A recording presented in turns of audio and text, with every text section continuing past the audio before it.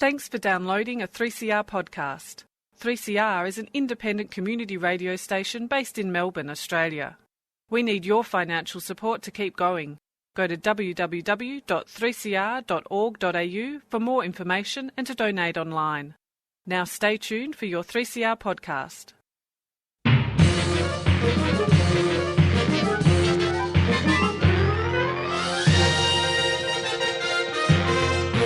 Hello and welcome to another episode of Lost in Science. It is your favourite science program. Well, it's my favourite program. I can't speak for you, but I like it.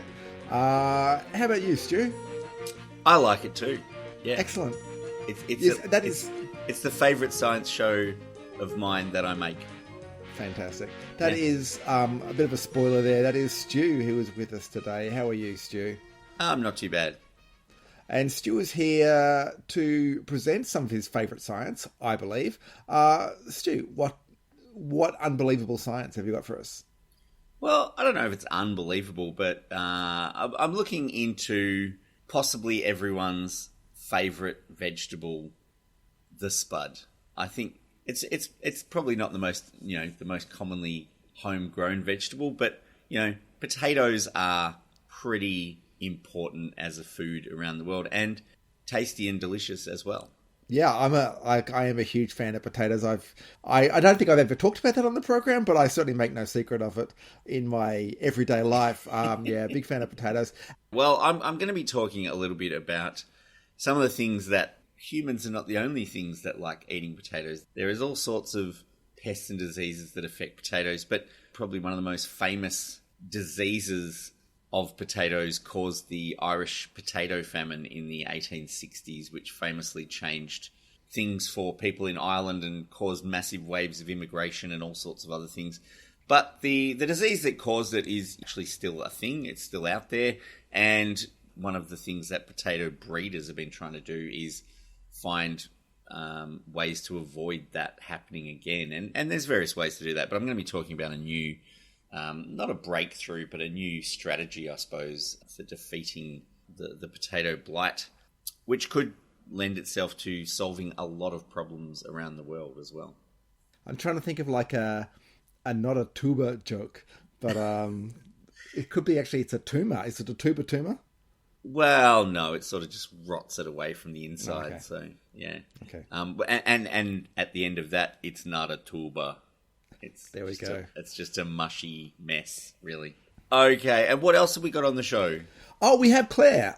Claire will be joining us. She is interviewing Ellen Mather from Flinders University from South Australia about new fossil discoveries regarding birds in prehistoric Australia. And not just any birds, but, I don't know, exciting birds. What would you consider an exciting bird, Stu? Look, any of the raptors are probably exciting birds, I think. You've got that right. Yes, it is a raptor. It's a bird of prey. It is in fact an eagle, is one of the most recent discoveries. But yeah, Ellen Mather is going to talk to us about the eagles and vultures and those sort of things that used to fly around in the skies of ancient Australia. And I'm assuming they're not out there still, but you never know. There could be some interesting discoveries there. Yeah, well, it's a big sky out there. It is a big sky, and it goes up a long way. All right, so we have quite a bit of science on with the show.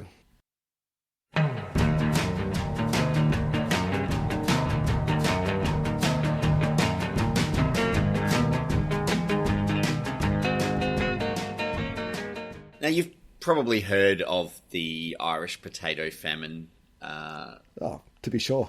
This is a historical outbreak of a disease in Ireland that wiped out most of their potato crops. It caused mass starvation, particularly among subsistence farmers. Now, of course, there is a lot more to the story. The potatoes were relied on so much because a lot of the production of Ireland was being sent to England as taxes, and there was political reasons this happened. It wasn't just, it was a big accident and all the potatoes died. The reason they were relying on the potatoes had other reasons behind it. Yeah. Okay, now, see, I mean, you say potato. I mean, I say potato, but let's not call it off just yet. But surely, though, potatoes would not have been like a traditional food. I mean, they would have only arrived fairly recently in Ireland. Oh, Like, look, I mean, South American, weren't they, or something like that? yeah, that's right. And you know, the potatoes got to Europe pretty quickly after Europeans got to America. It was one of the first things that were brought back and widely cultivated because of the ease of cultivation. They're very easy to grow. They're very productive. You get a lot of food from a little amount of space, and you know, they caught on pretty quickly. So by the 1860s, which is when the famine happened, they were pretty widely grown throughout Europe as well. But obviously the famine had long-lasting effects on the Irish people, caused waves of migration out of Ireland, millions of people displaced. You know, it was a big natural disaster, I suppose. So the famine was the result of a disease of potatoes known as late blight, which is caused by a microorganism called Phytophthora infestans. Now that microorganism infects the leaves of the plant, but it works its way through the plant system and makes its way to the storage tubers, which is the potatoes that we actually eat. So the systemic nature of the disease means that you can sort of harvest tubers that seem like they're healthy and they will rot away in storage because the water mold continues to feed on the starch. You know, the tubers themselves are starch storage organs of the potato plant from which it regrows, you know, the following year, unless in this case it gets eaten away by the Phytophthora infestans. So is it kind of a fungus then? What is it? It's a water mold, so it's not a true fungus. It's a fungus-like organism, but it moves through wet soils and it produces zoospores, which can swim from one place to another and stuff. So it's not a true fungus, but it is fungus-like. It's a protist, I think. Yeah, the fact that it can continue to grow even after you've harvested it kills the plant, it kills the tubers, and you end up with nothing left. Now, the strain that caused the Irish famine is probably extinct. They did do some sequencing of stored samples from the Irish potato famine and worked out that the strain that probably caused that famine is probably not around anymore, but the disease is still around because there's a whole lot of different strains and varieties of potato that are resistant to late blight, as well as modern fungicides, have reduced losses from the disease. But about 1.3 billion people rely on potatoes as a staple food, which means that's the food they get the bulk of their daily calorie intake from. That's a lot of people. And it is one of the most widely grown agricultural crops around the world. But unlike the other staples, which is the other big three are rice, wheat, and maize, or corn, but we call it maize to distinguish it. Potatoes are propagated vegetatively rather than from seeds. So all of those other grains are grown from seeds, so you get some genetic variation. But with potatoes, you propagate vegetatively, which means the plants are clones of the parent plant. So they're genetically identical. And this is part of the reason the Irish potato famine was so severe, because most people were growing the same variety of potato, which were genetically identical, and they were equally susceptible to infection. Now, see, I've often wondered this, because you can go to like a nursery and get seed potatoes, but is that like just a rort? Like, is there anything different between the ones that they sell there, or can you just get your favourite potato from the shop and plant that in the ground? If you look at you get the big bags of potatoes from the shops. If you read, most of those have written on them, not for planting, because seed potatoes are supposed to be virus tested and certified as seed potatoes to stop the spread of disease. Because they are vegetatively propagated, you can transfer disease that way. So you're not supposed to plant potatoes that you buy from the shops to eat. You're supposed to plant certified, what they call seed potatoes, but they're actually tubers. Obviously, they're not seeds. So yeah, there is actually a difference in that, and you are supposed, there are rules, there are strict rules about what you can plant and what you can't plant. There's actually, in Victoria, there is a potato research station which has an exclusion zone around it where you can't bring potatoes into this area. Wow. Because it may infect the potatoes in the research station. So it is, it's serious business. So yeah, because of that genetic identicalness, there is no genetic difference between a potato if you grow it from a tuber. It's genetically identical to the plant that you took it from. So you can end up with fields of genetically identical plants. So that's a real problem for pests and diseases in a lot of ways. So potato breeders have been breeding more resistant varieties of potato through traditional breeding methods. By growing potatoes from seed, they do actually produce seeds. They flower and produce these little fruits, and you can get the seeds out of the fruit and you get a new variety of potato by growing those seeds, and they are genetically different because of the recombination of genes through the pollination and all of that stuff. But so they're basically just trying new seedlings, seeing which ones are resistant, if any of them are more resistant. So potatoes originated, as you said earlier, in the Americas, and so did the late blight of potatoes. The Phytophthora comes from the Americas as well, and the researchers realized that natural resistance has to be present in wild potato plants because otherwise they would have been wiped out by the potato blight a long time ago. But there must be some natural resistance in those wild potato plants that allow them to cope with it. So the genes responsible for resistance in wild potatoes have actually been identified and characterized, and recently they have inserted those genes into modern potato varieties. Oh, nice. So some Kenyan scientists who work for the Global Biotech Potato Partnership, which involves the Kenya Agricultural Livestock Research Organization, the African Agricultural Technology Foundation, Michigan State University, and the International Potato Center. Now, there's somewhere I'd like to visit, the International Potato Center. But they recently concluded trials of these new biotech potatoes with these resistance genes in them and found that they can deliver yields of over 300% more than other potato varieties grown in similar conditions. So they did all these trials and they found that, the non-biotech potatoes were getting losses of 80 to 100%. So they were basically just getting wiped out by late blight.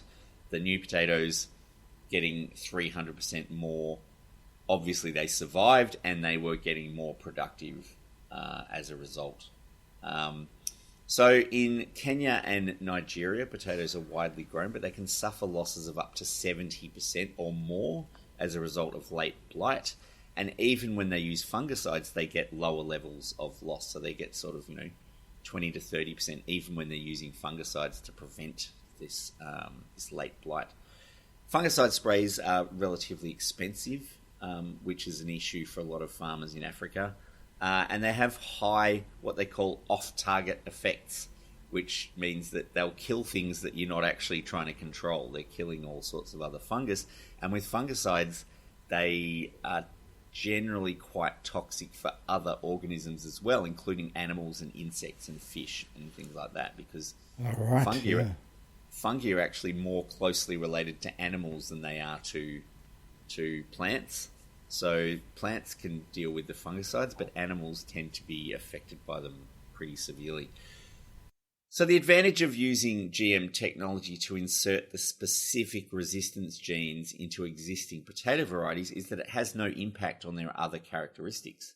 You can have a potato that, grows the shape and the color and the size and all of that you want, and all you've done is added this resistance gene to the potato blight. So you could use, breeding programs using wild potatoes and sort of crossbreed them using traditional methods, but it could take years to breed new, useful, commercially viable, edible varieties of potato using those old-fashioned methods. Because wild potatoes basically have little tiny tubers. They're not really worth eating. You could eat them, you could live off them, you can survive on them, but they're not actually going to be a commercially viable crop because they're tiny. So the farmers aren't really all that interested in little tiny potatoes. So it's possible to insert the blight-resistant genes into any existing potato variety, continue marketing them as normal. They've already, got the markets in place.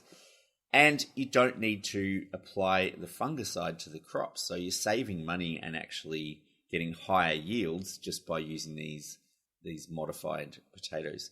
So the higher yields and low production costs will make a huge difference for African potato farmers and other farmers as well. And we'll also get improved environmental outcomes because you've got a reduction in the amount of fungicide that's required to grow the potatoes in all sorts of conditions where you might not be able to grow them. And if you've got already infested land that's had problems with late blight, you can actually use these new varieties to grow in those areas and not have the problems that you would otherwise have to have, and not use a huge amount of fungicide to get them to grow as well.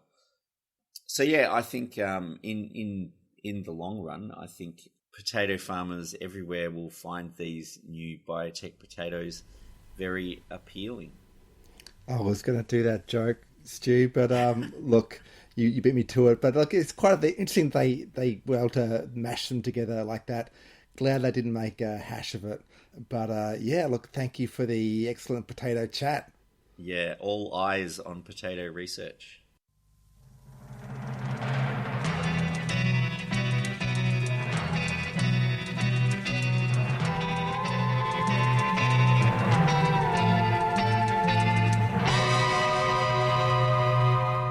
When you think of prehistoric Australia, you might think about giant wombats like the Diprotodon or other megafauna. But what ruled the skies at this time in our Australian prehistory? Well, now new fossil discoveries have uncovered a bit more of this mystery. And to speak to us this week, we have on the show Ellen Mather, an adjunct associate lecturer in paleontology at Flinders University. Ellen, welcome to Lost in Science. Hi, thanks for having me. So let's start with your new discovery. Tell us about the fossils you've found. So these fossils come from the Naracoorte Caves and a site called Green Waterhole Cave, which is near Mount Gambier. They come from two different species of birds of prey that were alive during the Pleistocene. So one of them is one that was already known to us called Cryptogyps lacertosus. So this is the Australian vulture. It's currently the only vulture known from Australia. Wow. And so the fossils come from Green Waterhole Cave, and these represent the wing bones of this species, which we previously didn't have before. And so these bones have shown us that this species was actually quite, well, for lack of a better word, primitive for a vulture. So it didn't have certain adaptations for lightening its wings like we see in living vultures. So it lacked what we call pneumatic fossae, which are basically these regions of holes in the bone that help lighten the load. So Cryptogyps didn't have this, so this might indicate it was a less efficient soarer compared to living vultures.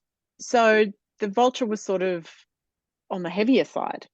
Maybe relatively speaking. So actually, compared to most vultures alive today, Cryptogyps would have been on the smaller side. So it was around maybe a bit smaller than a wedge-tailed eagle, but most vultures actually grow very large. So some species can be over 10 kilograms in weight, whereas I don't think Cryptogyps would have been going much past 6. So, but it's probably relative for its body size, it would have been quite heavy. And do we know much more about this vulture in terms of, what it ate, where it lived? It's the only vulture in Australia. Did it look and act like other vultures that we know around the world? What bones we have, some of them are quite similar to living vultures, so particularly in the legs. And that's important because that shows it wasn't using its feet for hunting and killing prey. We can generally guess that it was probably feeding off of the carcasses of megafauna. And finally, we do have a general idea of its distribution. So we have fossils from Western Australia, from the Nullarbor Plains. We have the South Australian sites, so from up north in the near the Warburton River, as well as the Green Waterhole Cave near Mount Gambier. And then we have fossils from the Wellington Caves in New South Wales. So that tells us, at the very least, it was widespread across the southern half of Australia. You've mentioned that there were two different species that you found. So one's a vulture. Tell us about the other fossils. So the second species is from the Naracoorte Caves, and it's the fossils of a large eagle. So we've named this species Dynatoatus pachyostes, so that literally translates to thick-boned, powerful eagle. And as its name suggests, it had quite a robust skeleton. So it would have been similar in size to a wedgetail, but yeah, the skeleton was, but its build was much heavier. So it would have been quite, a strong predator. So probably hunting relatively large prey for its body size.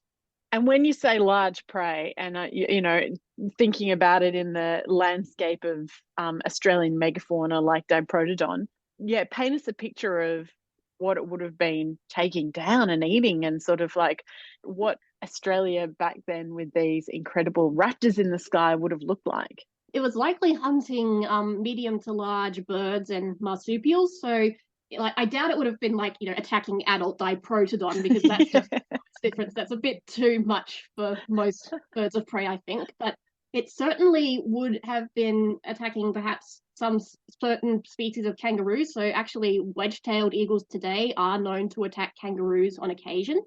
And so this eagle probably would have been hunting them too.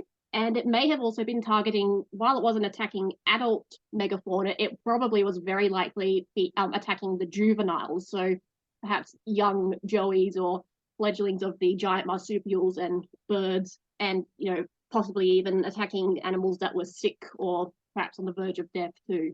You found both of these fossils in, is it Naracoorte, did you say? Naracoorte Caves? Yeah. So, I think Cryptogyps we haven't confirmed from Naracoorte, but since it was at Mount Gambier, it's probably likely it was over there too. And were you part of the field work or the field researchers that went out and found these fossils? Tell us about your role in the research. So in these cases, I wasn't involved because a lot of these fossils were actually first excavated up to several decades ago. So that was long before I came onto the scene. So I did most of my work using these fossils which were kept in collections. So using collections was a significant part of my research. I actually did get involved in one field trip, which was up to Mare's Cave, for one of my papers. So that was actually for another species, which was the relative of Dynatoatus pachyostes, and that was Dynatoatus gaffy, which was the giant Australian eagle, so twice the size of a wedgetail. So wow. I was in charge of the field trip where we found more bones from its skeleton. Oh, amazing. This giant eagle, did that sort of live in the same time as these new fossil, these new species that have been found?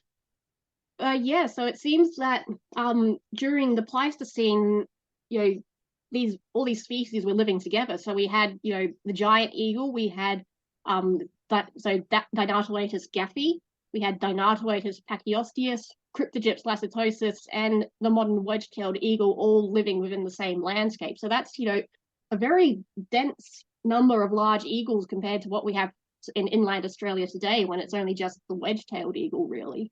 That's fascinating. And so from a theorizing why, back then we had this sort of large number of eagles and we don't now, why did they go extinct? So the fact that they, survived till the late Pleistocene and then died out, we think it strongly seems to indicate that they seem to have gone extinct alongside the megafauna. So that could indicate that perhaps they were specialized to adapt to hunt or scavenge off of species that were alive during this time, and once they went extinct, they really struggled to survive. It could be that perhaps there was some habitat changes going on too that might have affected their ability to survive. And then, of course, with the megafaunal extinction going on, there would have been increased competition between these multiple species that wouldn't have been present beforehand. So that would have also put on the pressure. I mean, I for one would love to see an eagle twice the size of a wedge-tail eagle soaring above us, but I have to say it would be a pretty terrifying prospect. Yes, the large birds of prey can be very intimidating. I once had the experience of seeing a condor in South America up close, and in a rescue center actually. So they had it fly down to us, and everyone just sort of took a step back at how large it is. It's a primordial fear, isn't it? Mm. And so with these new discoveries, what does this tell us about the evolution of eagles and raptors in Australia in general? Is it sort of these new insights feeding into what we understand about raptor evolution?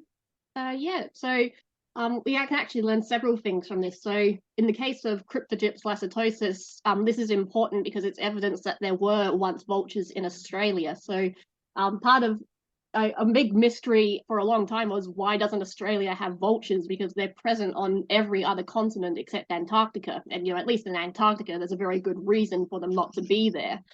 And so this shows that we did have vultures. We just happen to be pretty much the only continent where they've died out completely, which is probably not the best title to have, to be honest, but, it solves the mystery one way or another.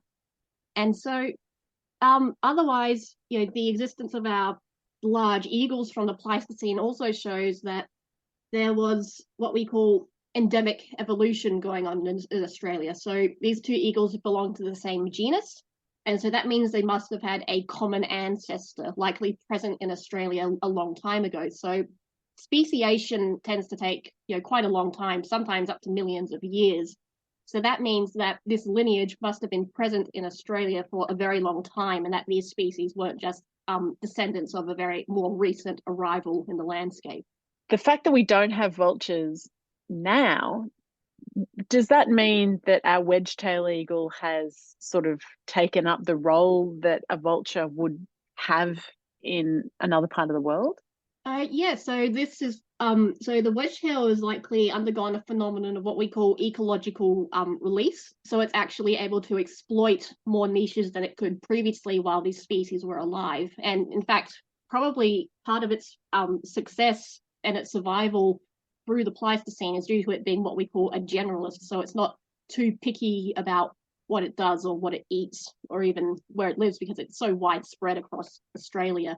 So it is essentially filling in the niche that a vulture would have by scavenging carcasses. Well, Ellen, thank you so much for joining us on Lost in Science this week, sharing your incredible discoveries and really painting a picture of what, I guess, Australian prehistoric skies used to look like and why they are what they're like right now. So thank you again.